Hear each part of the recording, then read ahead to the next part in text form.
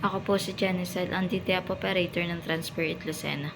Ito po ay nagamit ng 6 na araw na may 140 total meters. Ito naman po ang printer head area. Ito po ay napilitan ng February 28, 2024. Ito naman po ang cupping na may 70% not so good condition na po. Head clean.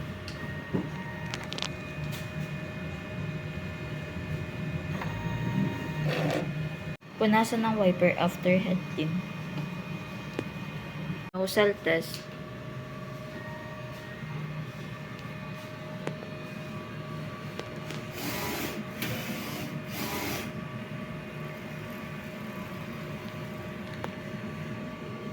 Ang ink system naman ay tama lang.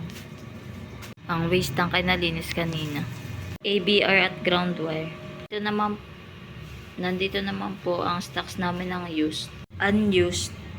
Ito naman po yung nagamit naming CMYK.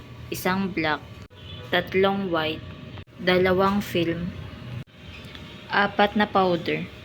Ito naman po ang aming daily output. Ito naman po yung maintenance checklist namin. At ito naman po yung aming monthly checklist. Thank you po.